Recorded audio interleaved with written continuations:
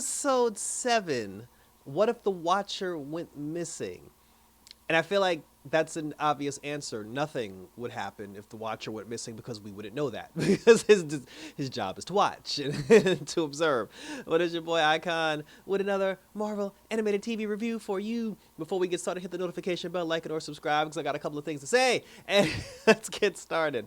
So I believe this is one of 2 more episodes to go, and this one takes place with Nebula on the Nova Corps, where Captain Carter and Kiore, they're back. And because we saw in last season, the 2 of them teamed up together, and their job now is to go over the cosmos and protect, like the galaxy or whatever they're doing.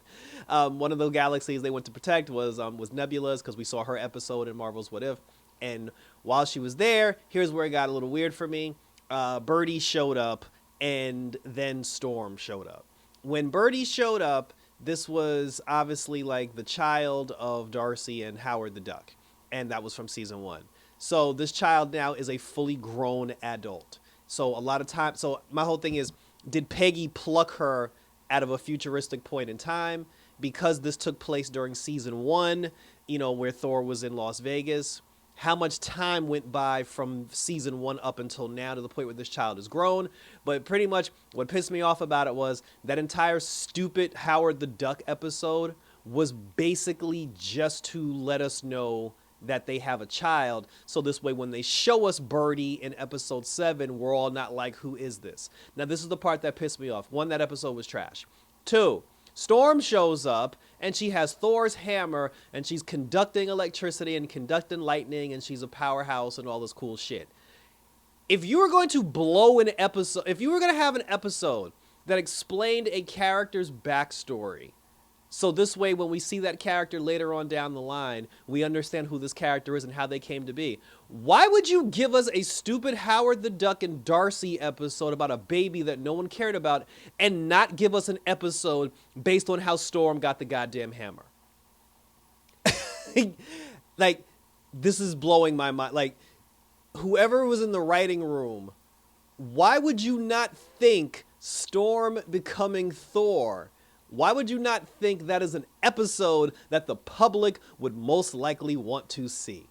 Don't nobody care about this damn baby. And then the character Birdie, like, she's ditzy as a doorknob, and it's just like, who cares? Like, honestly, they could have introduced Birdie, and no one would have gave a shit about her backstory. No one would have asked questions about where she came from. They'd have been like, oh, Birdie, like, if Birdie is a character that's known in the Marvel universe, like, I don't know. But if it's a known character, people have been like, oh, that's Birdie, end of story. Nobody would have cared. But then when Storm shows up with the hammer, it's like, oh, how did she get that? So anyway, so we're already off to a bad start. But then when the Watcher got ran up on in the last episode, and he got hit up against the glass, shards from his prism crash landed where Peggy and everybody was. And then when they saw those shards, they were just like, oh, this is from the Watcher's tower. And then Peggy's like, that must mean the Watcher's in trouble. Haley Atwell's back voicing Haley Atwell. And that's always good. Check out Tomb Raider. That's also cool.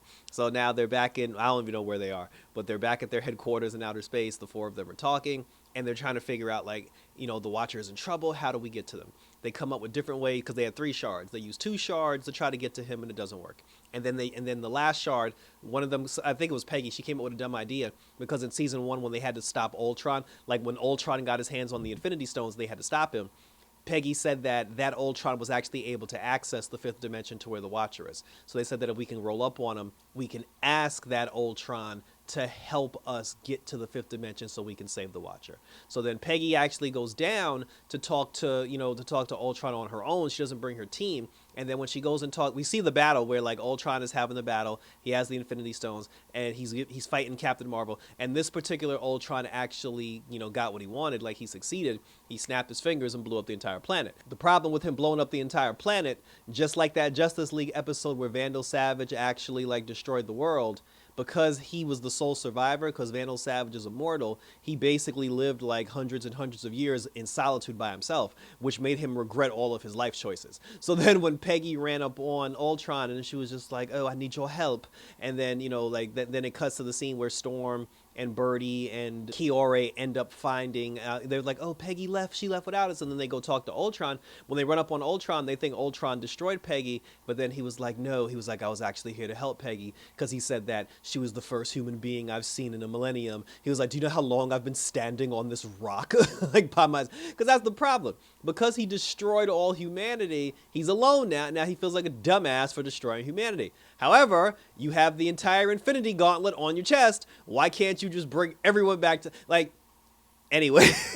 Anyway, so he felt bad, and then he told them, he was like, I was going to help Peggy, but then another Watcher showed up, fought Peggy, and snatched up Peggy and took her back to the fifth dimension. Ultron couldn't stop that Watcher, because it's a new Watcher. He even narrated, because he was like, you know, space, time, and everything in between. What happens when the Watcher breaks his oath? Then I step in, because I watched him to ponder the questions that he should not have pondered, which is what if.